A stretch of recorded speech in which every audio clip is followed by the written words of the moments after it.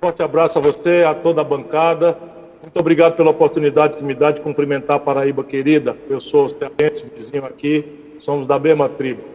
Vamos juntos. Ministro, é uma honra, claro, ter essa entrevista exclusiva. O público, como disse, já aguarda com uma generosa audiência, uma expectativa muito grande para essa exclusiva entrevista.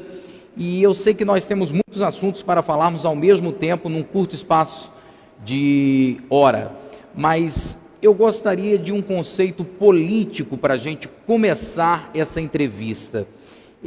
Longe de ser um gratuito elogio ao ministro, mas sabe-se que na cena política o seu destaque fica por sua inteligência, é chamado e é conhecido na cena política, no xadrez do poder, como alguém brilhante, chega a ser colocado assim no xadrez do poder, como alguém destacado. E aí eu venho com uma questão mais simples agora. Por que que essas peças não se conectam para quem faz o seu lado político, para quem milita mais ao seu lado político, ao lado na atmosfera do Ciro Gomes? Por que que essa matemática não fecha nas suas duas disputas eleitorais?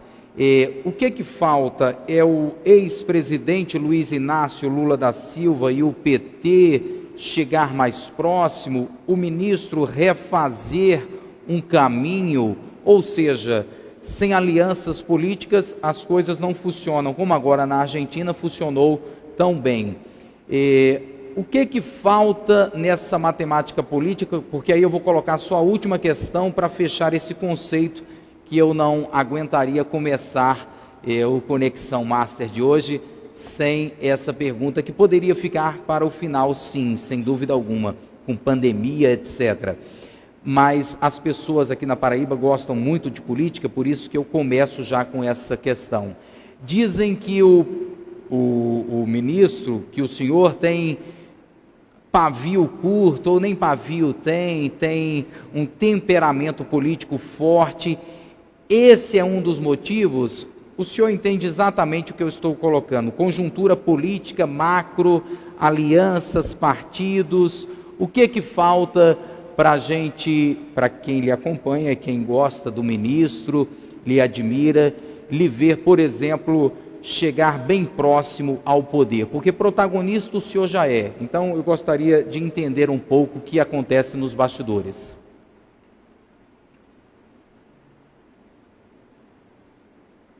Na história brasileira, entre duas forças que se sediaram em São Paulo, o PSDB e o PT. Sim. Esses dois. E fica Lula confunde o Sul como uma Lula. Na proporção em que o Lula se desgasta e faz a pantomima que faz ali em 2018, o quadro precisa mudar. Mas basicamente eu sou um penetra, Alex.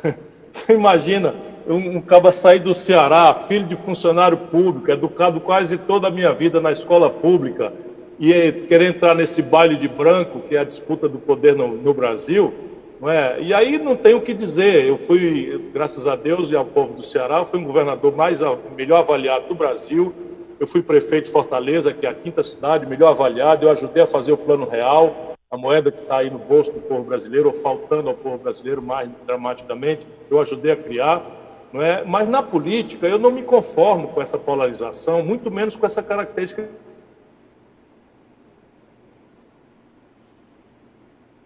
por ódio.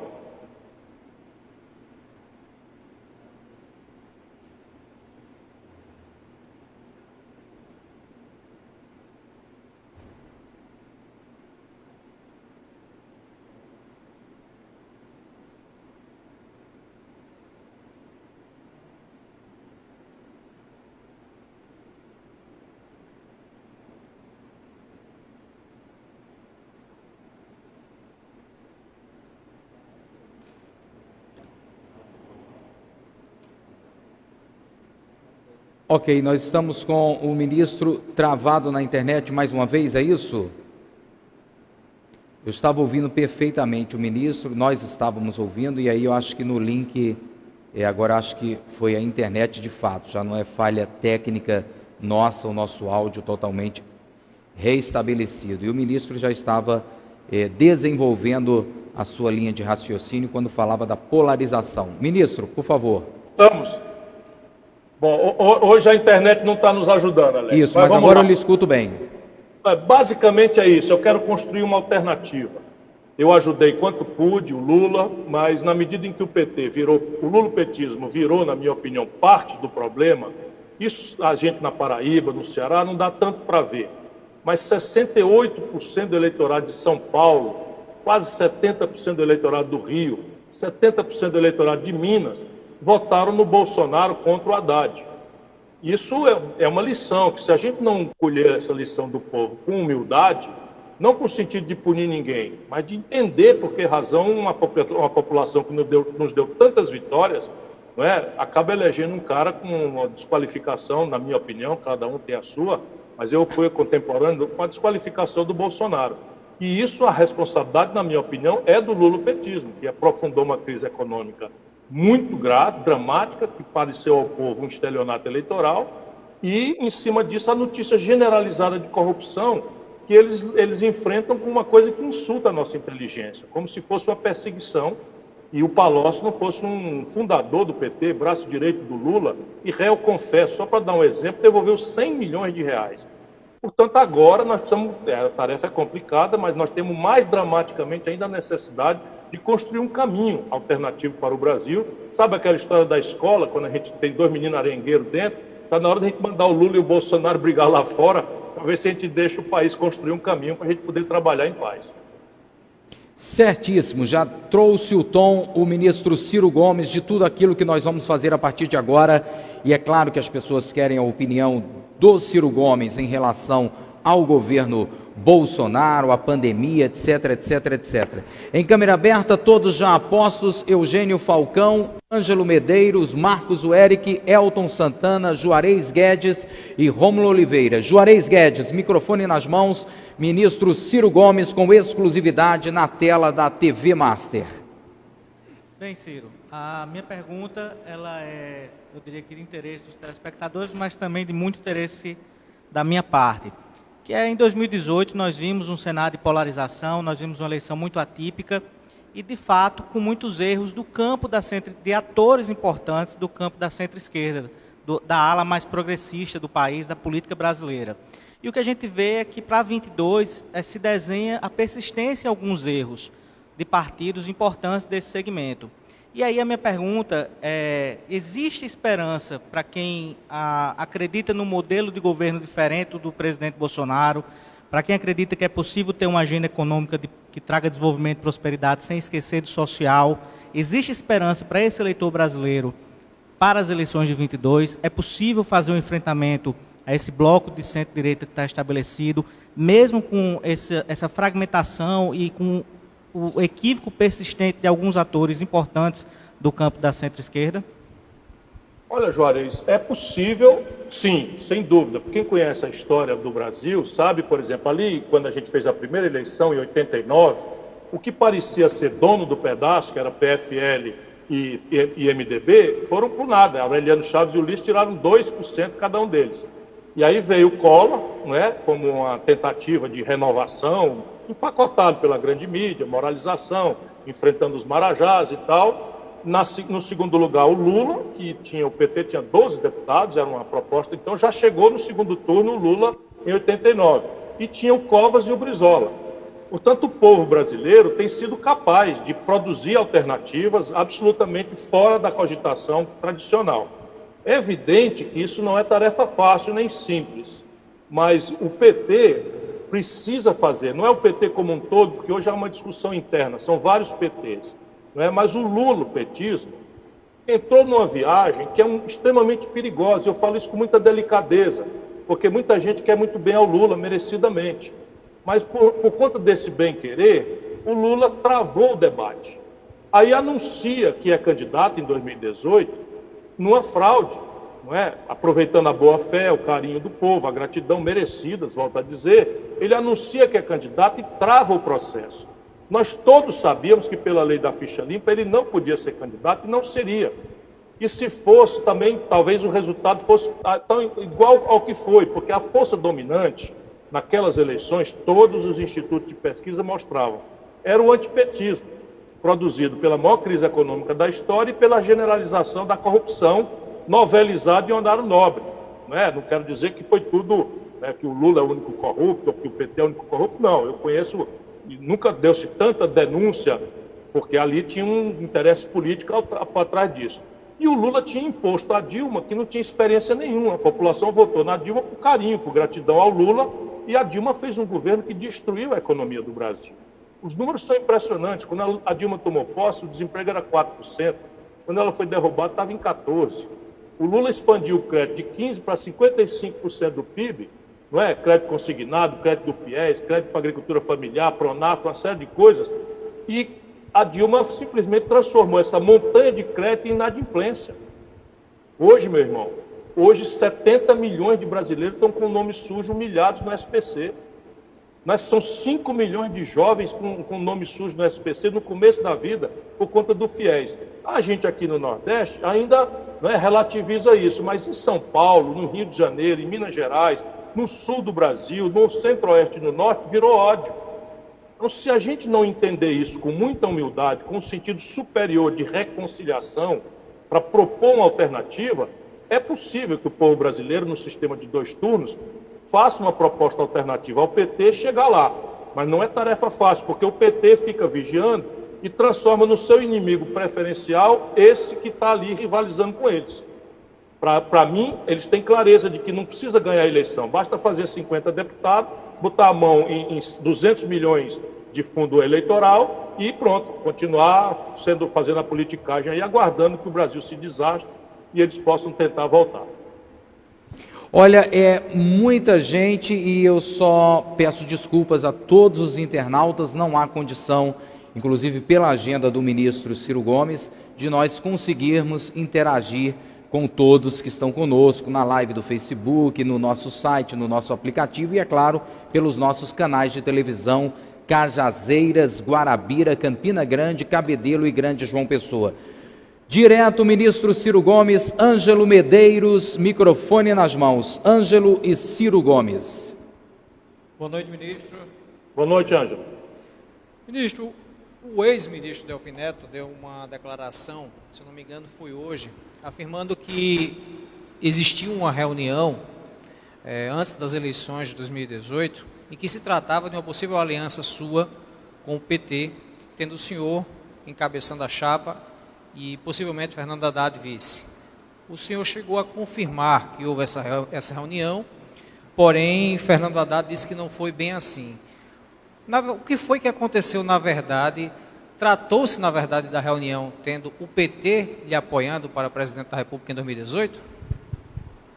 Sim, houve um jantar na casa do ex-secretário de Educação de São Paulo, Chalita, que foi secretário do Haddad, quando o Haddad foi prefeito. Esse jantar foi um convite que o Chalita fez em nome do Haddad e eu fui jantar com ele e ele me surpreendeu, o Haddad, dizendo sempre honestamente que não estava falando pelo PT, estava falando por si, mas que tinha percebido com a derrota pesada que ele tinha sofrido na reeleição dele em São Paulo, que tinha acontecido ali em 2016, eu tinha indicado o Chalita de vice pelo PDT e o Lula tinha indicado o Haddad candidato à reeleição. E ele tirou só 16% na reeleição. Perdeu em todas as urnas de São Paulo. E ele me disse que achava claramente que aquilo ali era uma lição, era um sinal de uma revolta do povo brasileiro com o PT. E ele, Haddad, não considerava que tinha sido ele o responsável por aquilo, mas tinha sido o PT. E que, portanto, falando por mim, dizia ele, Haddad, para mim, ele queria me sondar se eu aceitaria um encaminhamento em que eu, sendo candidato, ele traria um vice do PT, e aí o Chalita, o vice é o Haddad, etc, etc. Eu disse, olha, Haddad, eu concordo com você que tem uma onda antipetista, acho que isso aí derrotará o PT, mas eu com você, eu teria uma honra de ir para fazer qualquer caminhada, você é uma pessoa decente, nós somos amigos há muitos anos e tal. Passou-se e isso ficou em reserva. Na sequência, eu tinha me envolvido num grupo de intelectuais para formar um projeto nacional de desenvolvimento, que é isso que eu ando defendendo. Se eu estiver respondendo muito comprido, você me atalha aí, porque é uma história que precisa ser documentada. E eu, então, me reuni com o professor Bresser Pereira e toda uma equipe de professores da Fundação Getúlio Vargas, e dali recrutei o coordenador do meu programa de governo, que era o professor Coutinho. Né? Não, enfim, eu vou preservar o nome dele aqui, porque não tem a ver com esse momento. Na sequência, o Bresser me convidou para eu ir a uma conversa com o ministro Delfim Neto, no escritório dele. E eu fui, cheguei o último que cheguei. Quando eu cheguei lá, eu pensei que a gente ia discutir emprego, desenvolvimento, salário, sistema tributário, enfim, que era o que eu estava trabalhando com os professores. O professor Nelson Marconi, não tem nenhuma razão para não dizer. Então, o professor Nelson Marconi organizou essa reunião e estava presente o Bresser Pereira, o Haddad estava lá, para minha surpresa, e o jornalista Mário Sérgio Conte. Pelas tantas, a conversa virou só política. E o Delfim defendendo que a gente fizesse uma grande frente de centro-esquerda, que o candidato para o momento era eu, Ciro Gomes e tal, que o Haddad devia aceitar ser vice. E o Haddad disse, olha, eu teria honra, mas eu não falo pelo PT, sempre com aqueles cuidados. Mas o Mário Sérgio perguntou ao Delfim, você conversou com o Lula sobre isso? E o Delfim disse, conversei muito. E essa é a história verdadeira que aconteceu. Ok, Conexão Master ao vivo com exclusividade. O ministro Ciro Gomes, ex-candidato à presidência da República e, é claro, já cotadíssimo como pré-candidato à presidência da República, agora em 2022. Vem aí o Elton Santana. Ministro, rapidamente, só para pontuar aqui, nós, como disse no início, já tivemos a honra de entrevistarmos diversos candidatos à presidência da República. Inclusive, o senhor esteve quando foi candidato à presidência pelo PSB. O atual presidente da República, Jair Bolsonaro, esteve aqui nesse programa, ao vivo inclusive, por mais de 2 horas, ficou conosco até meia-noite. Naquele momento, ele estava lá embaixo nas pesquisas. Eu sei que a sua resposta é muito profunda em relação a isso, porque tem um olhar muito abrangente, como eu disse. Se a gente for debater economia, o ministro vai se aprofundar. Saúde, vai ter inteligência para isso também. Educação, vai ter capacidade, enfim. Me parece dar uma impressão de que enquanto a gente come arroz com feijão, o ministro mastiga livros, alguma coisa desse tipo, pelas entrevistas que a gente acompanha. Isso é fácil de perceber. Por que Bolsonaro deu certo nas urnas? Daqui a pouco a gente fala do governo, mas nas urnas, ministro. Porque ele foi o intérprete mais simples, mais fácil e mais objetivo do sentimento dominante naquela eleição, que estava indicado nas pesquisas. O sentimento dominante era um sentimento de revolta com a frustração econômica e com a revolta moral do PT, do lulopetismo, a tragédia do impeachment, tudo aquilo que aconteceu. E o Bolsonaro vinha interpretando com muita intransigência esse antipetismo, com toda a contundência, e aí foi muito fortemente ajudado por uma estrutura poderosa que veio do estrangeiro.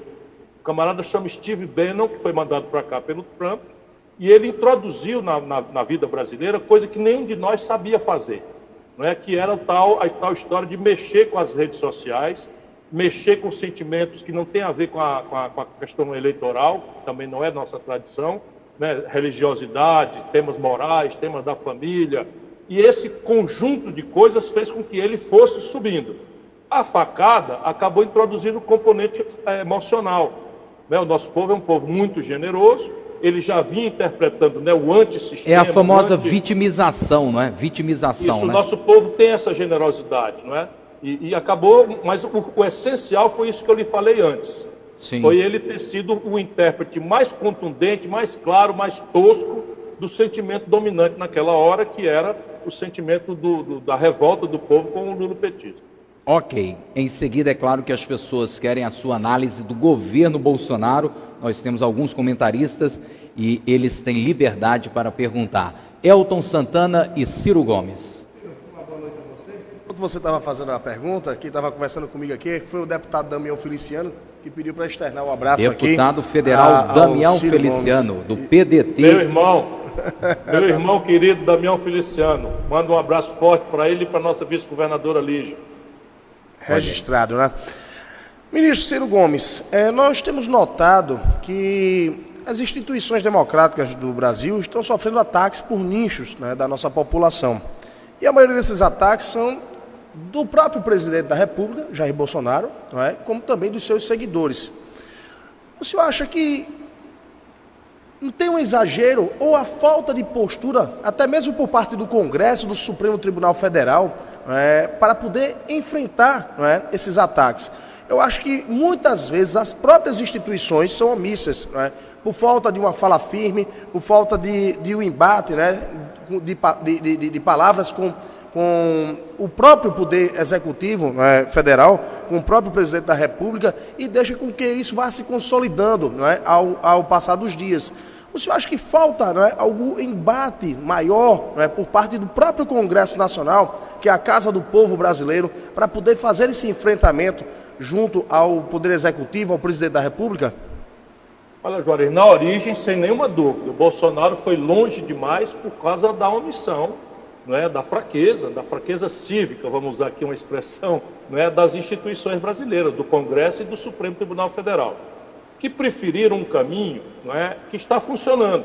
Não se fez o devido reparo, portanto a construção da autoridade foi lesionada. Mas eles fizeram um caminho que é um caminho que está funcionando. Qual foi o caminho?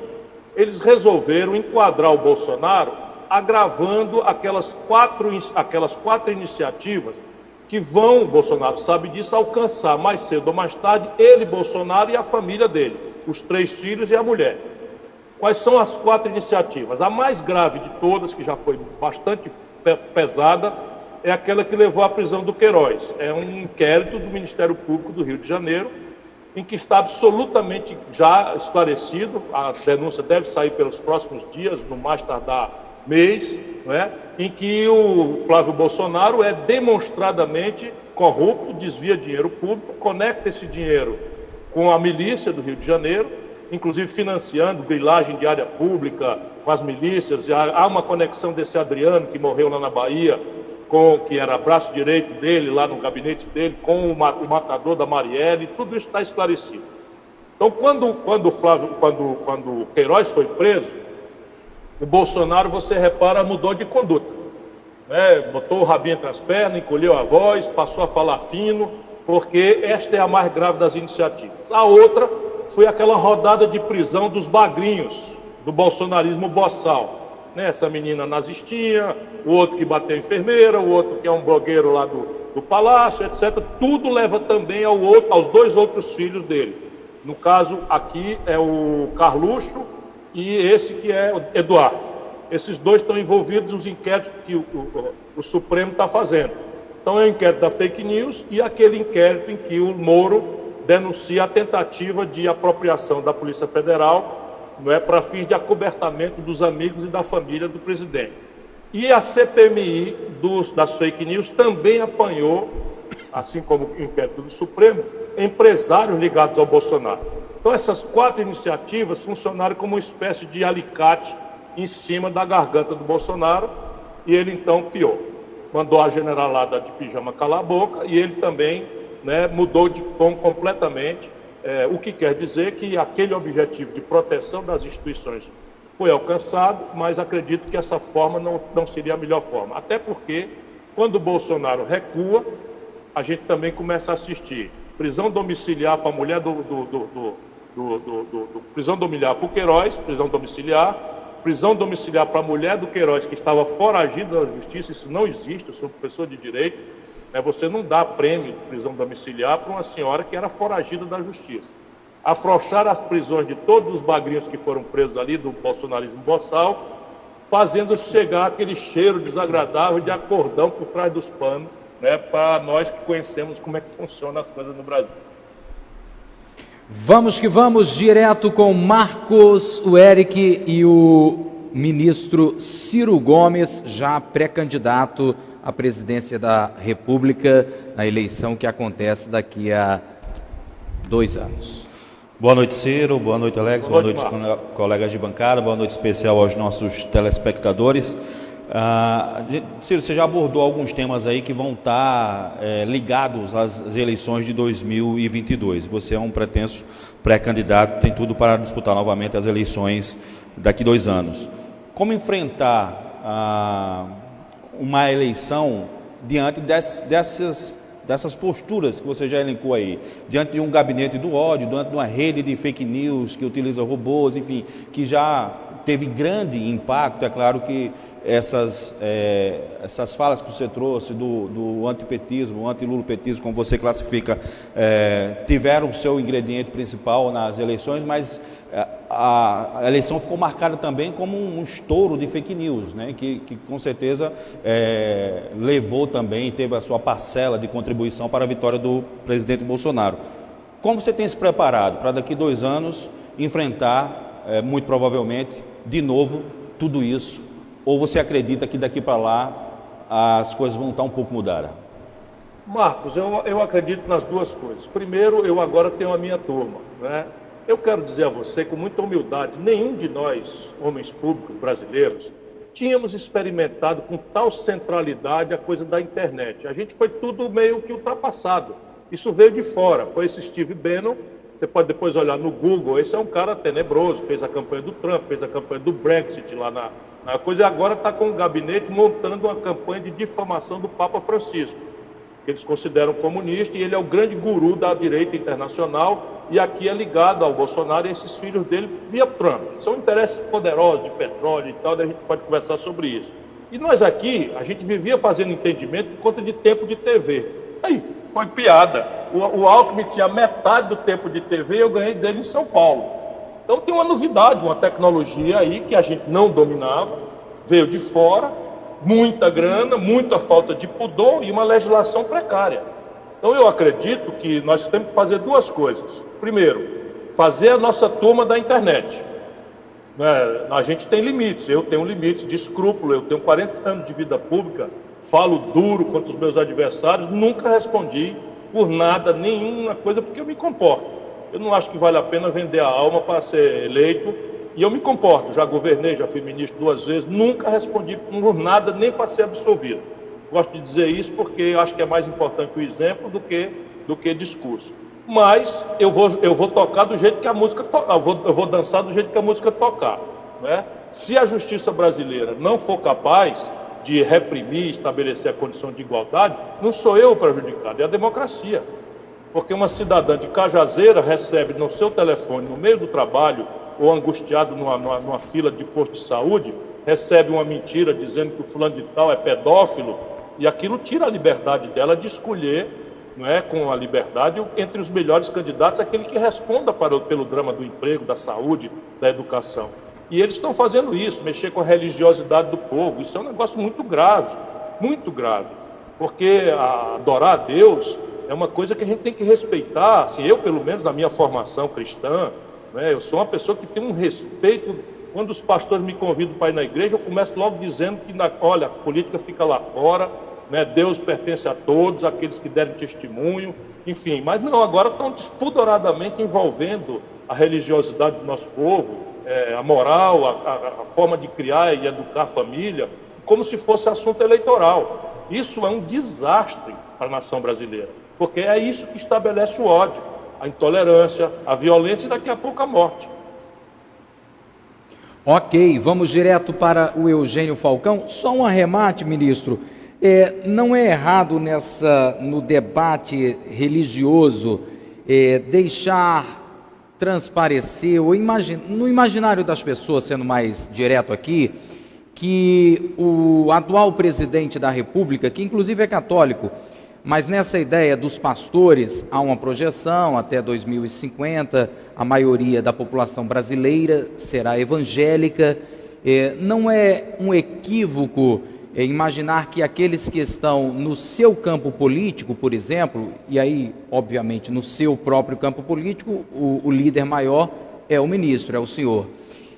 não tem uma relação mais próxima com os pastores, e aí parece que, com o meio evangélico, me perdoe, e aí parece que o presidente Bolsonaro, esse sim é cristão, esse sim é evangélico, crente, é um pastor. Quando, por exemplo, se a gente for para o Ceará, o seu histórico político, que é absolutamente vencedor, dá para entender rapidamente que o seu diálogo foi com todas as correntes, inclusive religiosas. Mas não há um vácuo aí aberto para o bolsonarismo se santificar? Olha, Alex, eu acho que você está dizendo uma coisa muito importante para os homens públicos brasileiros entenderem esse novo Brasil, né? Esse novo país que está vindo aí da favela, em que eu conheço bastante bem, e ai do nosso povo se não fossem as igrejas evangélicas. Diga a você com muito testemunho, a Igreja Católica tem o seu papel, mas modernamente os pastores que estão na periferia de Fortaleza cumprem um papel, por exemplo, de ajudar o poder público, conosco aqui, a recuperar jovens da droga, que ninguém sabe fazer. Diga a você, porque eu trabalho, entendeu? Aqui nós temos essa relação, todos eles, nós temos um profundo respeito e nós nunca invadimos a autonomia do pastor, das denominações todas, para cobrar alinhamento eleitoral, porque isso não tem cabimento. Percebe? A gente tem fóruns, eu me lembro muito bem, teve uma confusão aqui, só para dar um exemplo prático, teve uma confusão aqui, porque a secretaria encarregada dos costumes, aí dos hábitos da cidade, estava multando templos por conta de decibéis. Então a regra da cidade é que só podia ter X decibéis, e os pastores, em algum momento ali, ao caso, num momento mais eloquente, estavam passando disso. E os burocratas não compreendem as coisas, entravam lá, tomavam serviço de som, multavam, e eles não conseguiam conversar. Eu estava viajando e tal, eles me procuraram a mim, que não tinha mais poder nenhum, procuraram a mim para dizer, olha, isso não é, mas disse, esse assunto agora é meu, porque vocês têm toda a razão. Qual é o limite de decibéis que vocês precisam? Vamos fazer aqui um acordo. E foi uma beleza. Todas as denominações. Tem festas aqui com milhões de pessoas. Exato. E a gente é convidado, eles convidam todos. A gente cultiva isso, eles convidam todos. Nós vamos lá fazer uma oração juntos, pedimos a Deus o inverno, que é o que nós precisamos aqui, que tendo um bom inverno, o resto a gente mais ou menos sabe fazer. E esse é o nosso hábito aqui, sabe? Introduzir a coisa do ódio, da intolerância religiosa com o partidarismo, isso é um atraso grave que o Bolsonaro faz, de novo, por orientação estrangeira. Isso é orientação estrangeira, esse Steve Bannon, né, que está fazendo, e isso cria um problema de confiabilidade, porque imagina, o nosso povo, o último refúgio é o apelo a Deus. E agora, para ele fazer uma oração, ele vai ter que ter um ferro no queixo de votar em mim ou no outro, não tem cabimento isso. Ok, respondido um tema importante também, porque nessa leva aí são milhões de votos que de repente trafegam para um lado ou para o outro lado e meio que sem uma base política, sem saber em quem está se votando.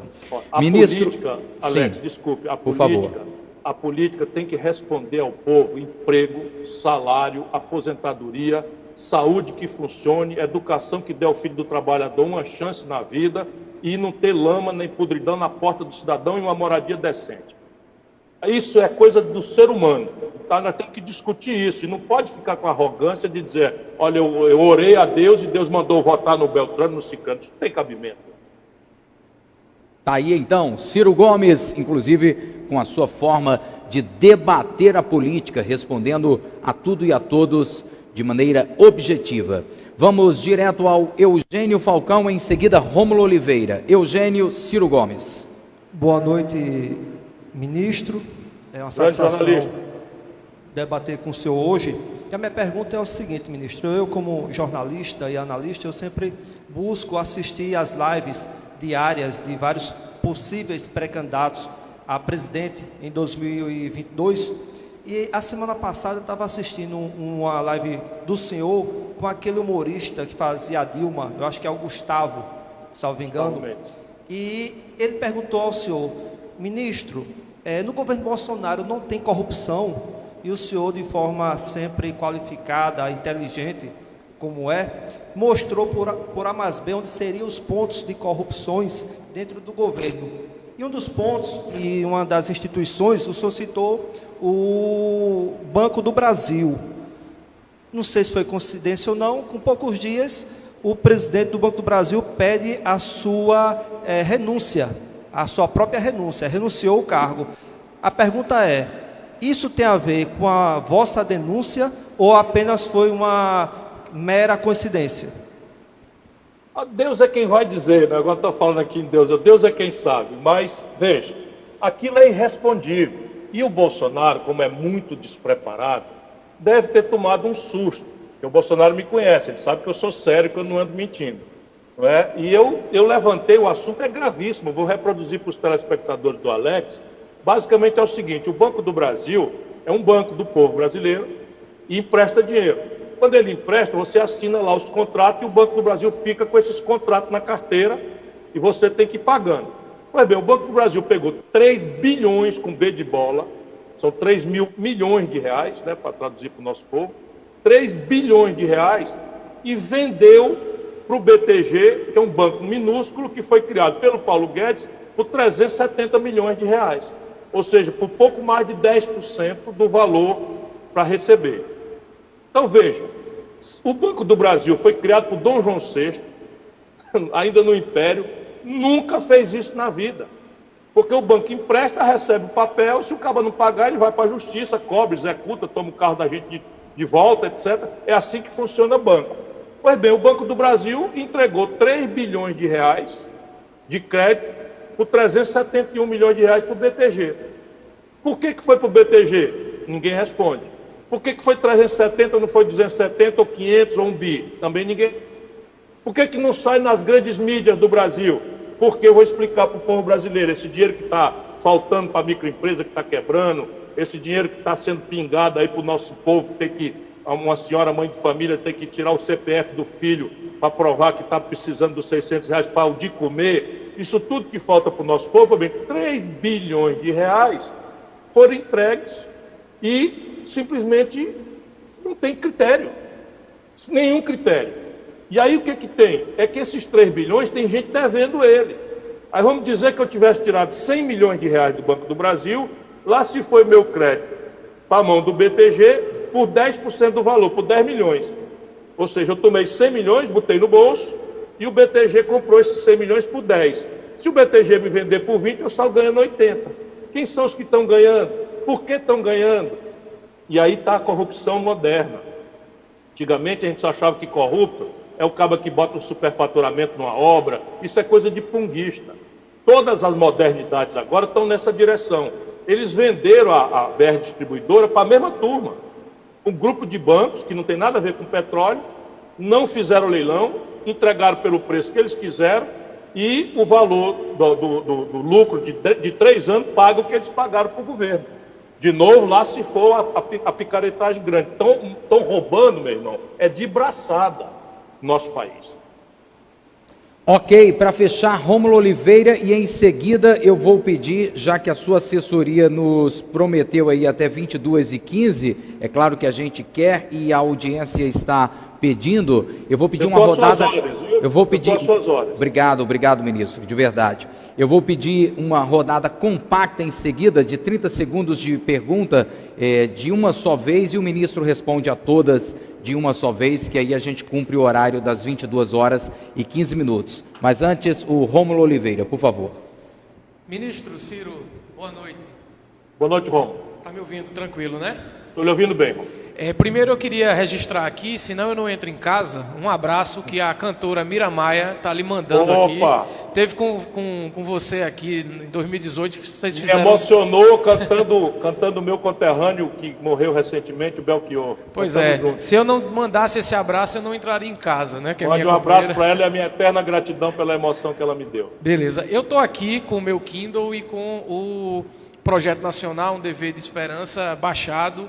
Comecei a ler no sábado, e quando comecei a ler, eu me senti dentro de um paradoxo de bootstrap. O senhor que gosta de física quântica sabe bem. Fiz uma viagem no tempo e fui parar lá no próximo passo, uma alternativa ao neoliberalismo. A característica da sua batalha, né, intelectual e política, ela se consolidou ao longo do tempo. né? As pessoas afetam o seu temperamento, lhe atacam por essa razão, mas não conseguem desqualificar a qualidade do seu conteúdo acadêmico e do seu discurso político, né? Em 2018, eu escrevi um artigo, na verdade 2, dizendo que todos os caminhos levavam ao senhor, porque naquela ocasião o senhor estava pautando o debate. Enquanto o Brasil se acirrava na disputa política, o senhor trazia soluções. Então todos os candidatos em algum momento pautaram ali alguma sugestão do seu programa. Agora, me parece que o próprio governo faz acenos para a ideia de um projeto nacional. No dia 10 agora de julho, o mentor intelectual da ala militar do presidente Bolsonaro, o general Eduardo Vilas Boas, escreveu um artigo dizendo que o Brasil carecia de um programa nacional de desenvolvimento, né? O Paulo Guedes vem aí com sua proposta de reforma tributária e vem trazendo no bolso o IVA, que é o Imposto sobre Valores Agregados, que é uma proposta sua, que há muito tempo vem defendendo. Como é que é isso? Como é que o senhor avalia isso, né? O senhor, mais uma vez, está pautando o debate nacional e fazendo uma oposição dura, como o colega Eugênio trouxe aqui, né? O senhor sendo aí o calo, verdadeiro calo de sapato ao governo Bolsonaro, porque tem atingido setores estratégicos, né, do governo. O governo que age dentro daquela teoria que o Paulo Guedes trouxe lá dos Estados Unidos, que é a chamada doutrina de choque. Distrai a população com determinados arranjos para poder passar uma boiada na política econômica. Como é que o senhor avalia isso? Olha, Rômulo, eu acho que uma pessoa, essa é a minha formação de democrata visceral, uma pessoa que tirou quase 14 milhões de votos, também recebeu um mandato. Eu não tive a honra de ter recebido 57 milhões de votos, que deu o mandato do presidente da República ao Bolsonaro. Mas são meus concidadãos, eu os respeito profundamente e eu quero que eles se arrependam e venham para mim com todo carinho, com todo amor, com todo respeito e sem arrependimento, porque eles foram enganados, eles não têm culpa, né? Tem aí 10% que são boçais, tudo bem, toda nação tem. Mas 70% do povo brasileiro é gente boa, trabalhador, e eu quero, enfim, ajudar a se reconciliar por um caminho de projeto nacional de desenvolvimento. Mas o meu mandato é o de fiscalizar, de cobrar, né? E eu não faço isso senão para cumprir minha obrigação. E a cada crítica que eu faço, eu me sinto responsável, porque eu já governei, né? Eu fui prefeito da 5ª cidade brasileira, nossa Fortaleza. Eu governei o 8º estado brasileiro, nosso Ceará. Eu comandei a economia do Brasil, sob Itamar Franco, o ministro da Fazenda, ajudei a fazer o real. E eu sempre tive muita queixa de uma oposição demagoga, que bota defeito em tudo, nunca deu de serviço a ninguém, mas acha que o céu é perto, etc. Portanto, cada crítica que eu faço, eu me obrigo a propor uma solução para as coisas. E costumo fazer isso, não sou eu, o Alex foi muito generoso na apresentação minha, mas a minha virtude, se eu tiver alguma, é que eu me cerco de muita gente. Nesse momento tem mais de 700 professores, acadêmicos, empresários, estudantes qualificados, produtores culturais, artistas, me ajudando a pensar as coisas do Brasil. Então aparece um pepino qualquer, eu pego os melhores especialistas e a gente debulha aquilo, estuda e tal, aí eu tiro fora e dou voz a essa inteligência brasileira. Cientistas, intelectuais, eu frequento a BPC, Academia Nacional de Ciência, visitei tudo que é organizado no Brasil. E isso tem uma possibilidade de eu apresentar uma proposta. Vocês não têm ideia da crise econômica que eles estão abafando. O buraco na conta pública esse ano vai passar de 900 bilhões de reais. Isso é 7 vezes o maior rombo da história. Eles quebraram o Brasil. Quebraram o Brasil. Não tem alternativa se não fizer uma reforma tributária. E aí pega, para um rato, uma proposta pífia, que vem na contramão, você é meu colega advogado, só para você ter uma ideia. Essa unificação de alíquota do PIS/COFINS no setor de serviço alopra. O Brasil passa a ser o país com maior alíquota de tributação indireta sobre consumo e serviço do mundo. E a comparação é assim, a alíquota nos Estados Unidos é 8%, aqui vai para 35%. Por quê? Porque ele está fazendo um IVA só somando o PIS/COFINS e subindo a alíquota para 12%, menos dos bancos que ficam em 4,5%. Enquanto isso, o ICMS, que é o IPI e o IPI, continuam iguais. Ou seja, estão descaradamente aumentando a carga tributária no setor de serviço. Mas no setor industrial também vai aumentar a carga tributária. E não resolve nada, porque o que nós temos que fazer, aí ele não topa, é cobrar tributo sobre lucros e dividendos das grandes corporações, que o mundo inteiro cobra. Eu cobrei quando fui ministro da Fazenda, e o Fernando Henrique revogou e o Lula manteve revogado. Só o Brasil e a pequena Estônia não cobram. Aqui dá para a gente arrecadar 80 bilhões de reais por ano. Olha o que a gente pode fazer com 80 bilhões de reais em matéria de escola de tempo integral, de moradia, de saneamento básico, de terminar as obras de infraestrutura do país, como, por exemplo, o projeto de São Francisco, que tem que chegar na Paraíba, né, para além da Campina Grande, pelo eixo norte. Enfim, muita coisa a gente pode fazer. O Brasil cobra, das grandes heranças, acima de 5 milhões de reais, os americanos cobram 29%, o Brasil cobra 4%. Por quê? Porque aqui é só na chibata nas costas da classe média, chibata no lombo do povo e privilégio para meia dúzia que não passa de 1% do povo. 5 brasileiros, Alex, 5, 1, 2, 3, 4, 5 hoje no Brasil, sim, tem a fortuna concentrada de 110 milhões de nacionais nossos. 5 brasileiros apenas. 5 pessoas apenas, pega 110 milhões de brasileiros mais pobres, a soma do que eles tudo têm para se virar, incrível, dá o que a fortuna... E esses caras acabaram de ganhar, na pandemia, 34 bilhões de reais. Quase tudo dinheiro público. Impressionante. Impressionante. Aí o meu temperamento, percebe? Meu temperamento são esses números. Eles não podem dizer nem um número desse está errado. O senhor é bocão, é linguarudo, é temperamental. Tá bom. Então bate no carteiro para ninguém ler a carta. Ok, ministro, nós vamos fechar agora com uma rodada compacta.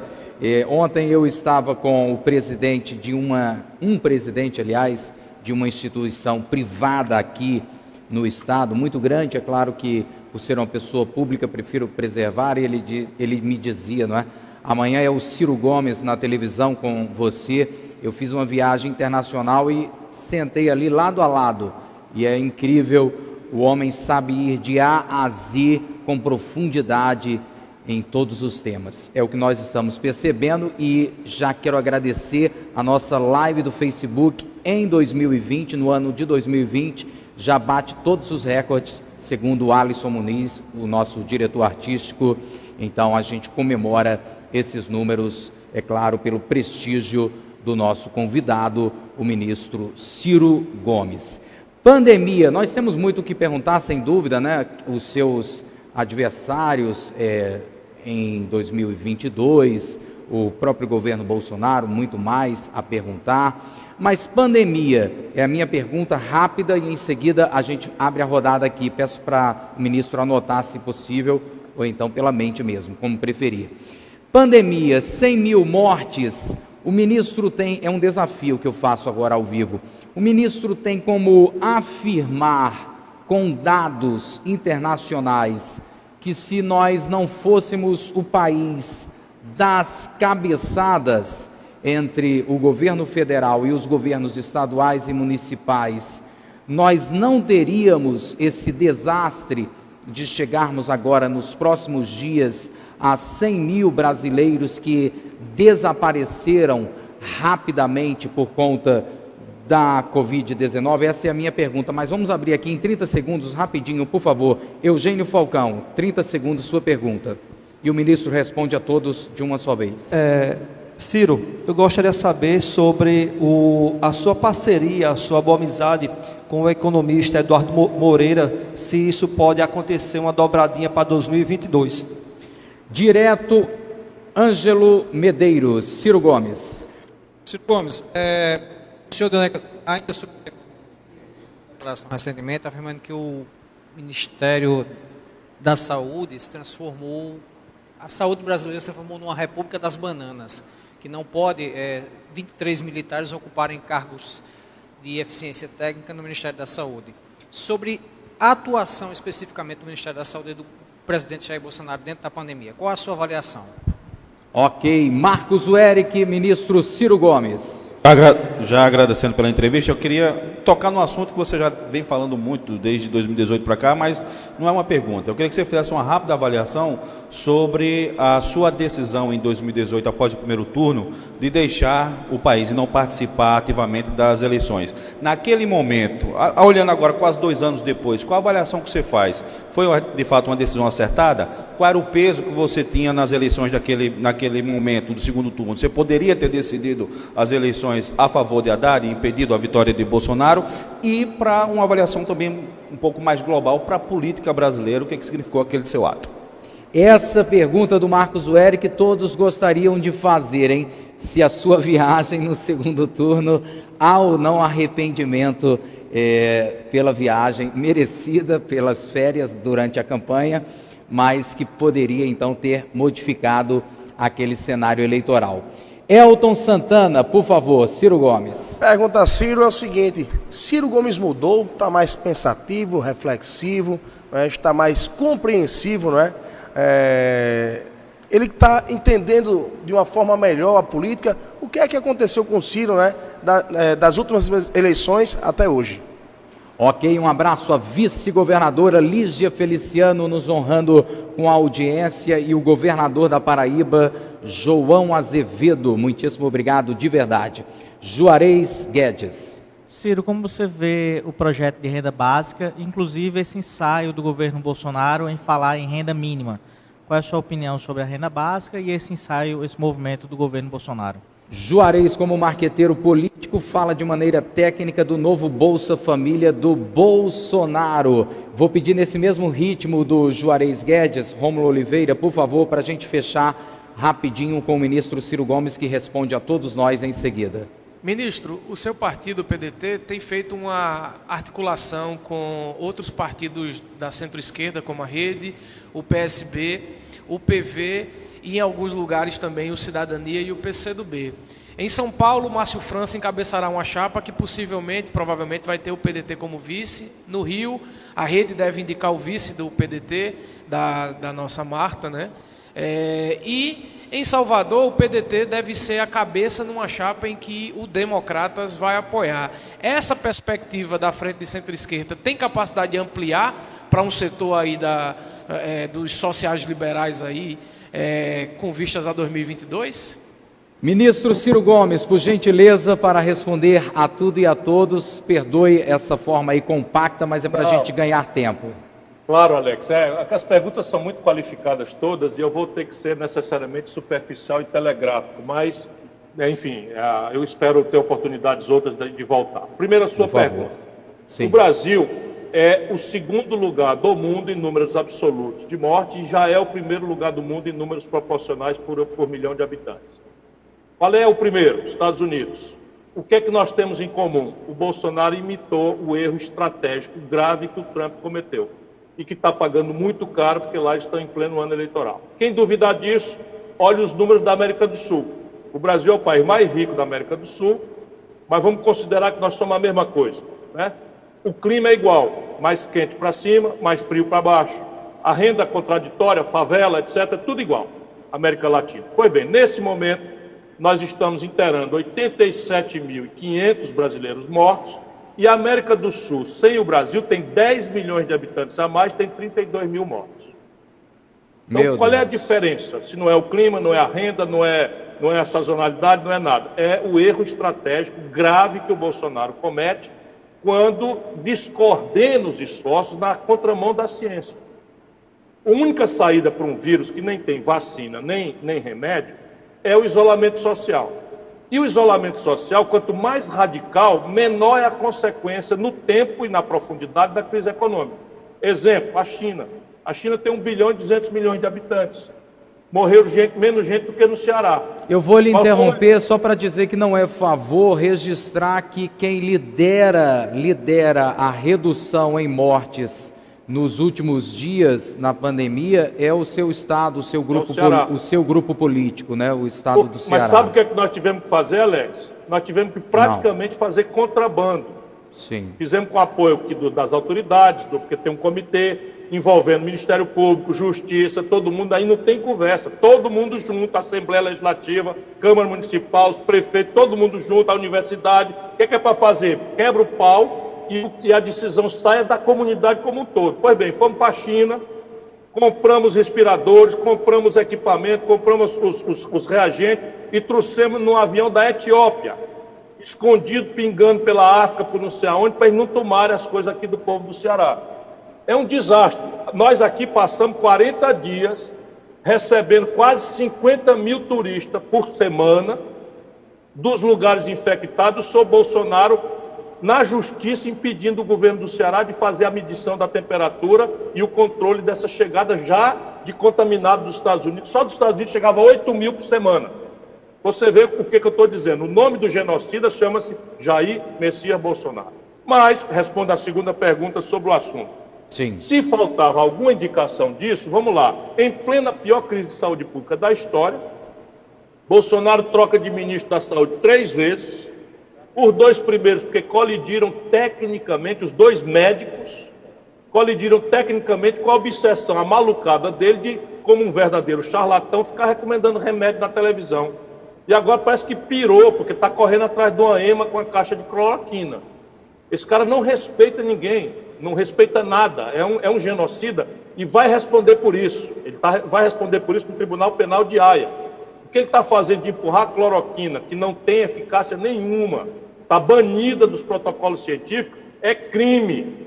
É crime de genocídio, está empurrando nos índios, nas comunidades indígenas.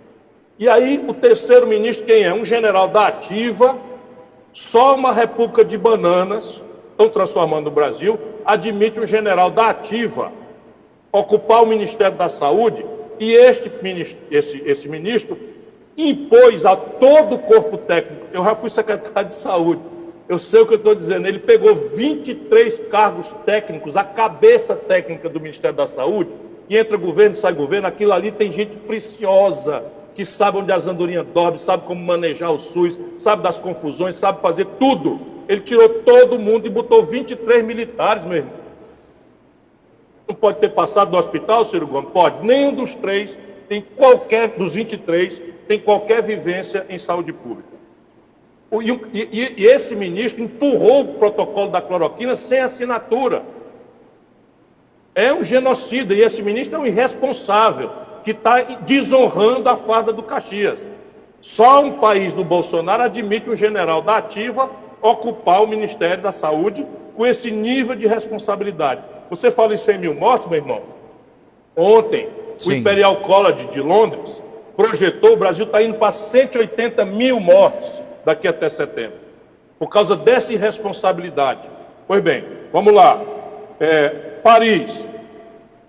Eu tenho uma resposta mal criada e a delicada. A mal criada é o seguinte: eu fui para Paris porque eu estava solto, né? Então eu era cidadão na plenitude das minhas franquias de cidadão e voltei para votar. Eu não fiquei lá, não vim aqui, votei no Haddad e tal, mas o que eu fiz? Eu não quis participar da campanha. Por quê? Porque eu não aceito mais andar com quadrilha. Eu não tenho nada com isso. Se eu tiver que responder alguma coisa, eu vou responder por mim. Agora vou eu, no auge do desastre brasileiro, eles queriam que eu afundasse junto com eles. Então o senhor não queria ser o responsável hoje, por exemplo, pelo governo Haddad? Não queria ser nem responsável pelo governo Haddad, que seria uma tragédia tão pior ou pior do que a do Bolsonaro, com a qualidade de que ele é muito mais civilizado, é um democrata e tal, não vou misturar. Mas o Haddad chegando em cima de uma mentira como o Lula fez, chegaria um presidente desse tamanho, ó, meia polegada, ia ter que renovar os compromissos com o Renan Calheiros, com Eunício Oliveira, com o Gedel de não sei das quantas, e toda essa quadrilha que eles levaram para o poder, meu irmão. Não fui eu que levei, não. Aí eu votei agora, a gente aqui do Ceará, nós demos 2/3 dos votos contra o impeachment, que eles chamam de golpe. Quem fez o golpe foi o Senado. Quem presidiu o Senado? Renan Calheiros e o Eunício Oliveira. Com quem que eles estavam agarrados nas eleições, meu irmão. Um aninho depois, eles não respeitam o povo. Estava agarrado com o Eunício Oliveira e o Renan Calheiros. O Lula deu R$1 bilhão de contrato sem licitação para o Eunício roubar na Petrobras. Entregou Furnas para o Eduardo Cunha roubar. O Gedel foi preso com R$51 milhões naquelas malas. O Lula botou esse camarada do Ministério da Integração Nacional, a Dilma botou esse cara como vice-presidente da Caixa Econômica, o Palocci, fundador do PT, braço direito do Lula, devolveu 100 milhões de reais, roubado do povo brasileiro, e essa gente quer que eu vá ficar explicando isso? O que é que eu tenho com isso, pelo amor de Deus? Eu vivo aqui, né? Eu sou bocão assim porque eu posso ser. Por que o Bolsonaro não me processa? Eu estou dizendo que ele roubava dinheiro da gasolina do gabinete dele. O Bolsonaro roubava funcionário fantasma, a filha do Queiroz, na época que eu era colega dele, contemporâneo dele, a filha do Queiroz, que morava no Rio de Janeiro, e eu também, né, porque eu morei num período no Rio de Janeiro, fui casado com uma pessoa que era do Rio de Janeiro, a Patrícia. Pois bem, essa menina nunca botou os pés em Brasília nem para fazer o crachá. Assinava os recibos que o Bolsonaro levava, o Bolsonaro botava o dinheiro no bolso. Vai ver se ele me processa. Agora manda ele dizer uma mentira dessa comigo, para ver se ele não toma um processo na testa. Então, questão do PT é isso, eu aguentei demais. Agora eu vou fazer o quê? Vou ficar explicando o inexplicável? O que é que eu tenho com isso? Eu tenho a responsabilidade de construir um caminho para o Brasil, para a gente não ir para o fundo do poço. Vamos lá. Ok. Eu mudei bastante. Eu agora tenho 62 anos, 2 netos, estou aprendendo todo dia. Agora, eu não vou abrir mão da minha indignação. Sabe por quê? Porque eu não sou filho do baronato brasileiro. Eu não nasci na aristocracia do Brasil. Eu nasci filho de 2 modestos funcionários públicos. A maior parte da minha vida, meus pais não podiam pagar escola particular. Eu estudei junto com o filho da pobreza, na escola pública. Tem colega meu que já morreu em presídio, amigo íntimo meu que morreu em presídio, enquanto eu tive essa sorte de crescer na vida e tal, né? Meu colega morreu porque se envolveu com uma briga com um sargento, matou o sargento, foi preso, acabou se envolvendo com droga na cadeia, uma tragédia humana de um amigo de infância. Sabe quando é que eu vou esquecer isso? O nome dele é Cléber Soares. Nunca. E eu vejo esses canalhas engravatados do Brasil roubando despundoradamente. Eu vou morrer brigando para mudar essas coisas todas. Renda básica é a única saída para o fim do emprego tal qual o conhecemos no século XX. Com a chegada do 5G, ninguém mais que faz procedimentos repetidos terá emprego. Nós estamos falando até de médico. Porque todo diagnóstico médico será feito por algoritmo, com máquinas que serão conectadas via internet com um centro de diagnóstico médico global, lá em Boston, na Califórnia, sem margem de erro. Então você entra no scanner, no PET scan, o PET scan faz a coisa, o negócio vai lá, o algoritmo dá o coisa, você vai precisar de enfermeiro, que é o tratamento. Motorista de ônibus, trocador de ônibus, operador de coisa, tudo isso vai acabar. E a gente precisa garantir que o nosso povo tenha o de comer. Portanto, a renda básica é um imperativo que o Bolsonaro está pensando que vai conseguir fazer. Ele não sabe o que é isso. Ele não estudou o orçamento disso. Ele não tem capacidade, porque você só faz isso se você mudar o sistema de cobrança e passar a cobrar muito dos ricos. E ele tem comprometimento orgânico com os ricos, porque sabe o que ele fez no verão passado. Ele sabe a montanha de dinheiro de caixa 2 que circularam na campanha dele, e ele não pode brigar com esse povo, a turma da grana, ele não pode brigar. Esqueci alguma coisa? Eduardo Moreira, um grande companheiro. E mais? Acho que acabou, né? Sim, pergunta do Rômulo. Nós do PDT estamos nessa articulação nas eleições municipais com o PSB, com a rede, com o PV, e estamos abertos a conversas. Em Salvador, o caminho é ou a gente apresenta um candidato próprio, ou a gente indica o vice do DEM. Ainda estamos conversando e queremos lançar candidato próprio na Paraíba. Ainda essa semana o Lupe esteve por aí, ou pelo menos virtualmente, e deu essa entrevista, porque nós queremos criar uma base, né, para poder propor ao povo brasileiro uma alternativa que nos proteja dos ódios e paixões que estão rachando a nação brasileira. E o país não aguenta mais. Nosso povo está machucado como nunca eu vi na minha vida. Essa crise de saúde, com essa crise econômica, meu coração está absolutamente oprimido com o que eu estou assistindo acontecer no Brasil. Ministro Ciro Gomes, muitíssimo obrigado pela entrevista exclusiva nessa noite de segunda, 27 de julho. Nós vamos reapresentar essa entrevista na grade de programação da TV Master, claro, pela extraordinária audiência do público telespectador. Desde já, seja muito bem-vindo aqui pessoalmente, se possível, mais uma vez nos estúdios da TV Master, porque nós teremos muito que debater sobre o Brasil até 2022. Eu imagino que os seus adversários políticos têm que, inclusive, elevar o tom aí da qualidade do debate para que o Brasil possa realmente ter uma eleição diferente em 2022, porque o anti não leva a absolutamente nada, não é? Muito obrigado, ministro. Muito obrigado, Alex. Um prazer muito grande. Cumprimentos aí à excelente bancada pela qualidade das questões e uma boa noite muito afetuoso, muito fraterno, e que Deus proteja a gente querida do Nordeste, da Paraíba, que é tudo por tudo a minha gente.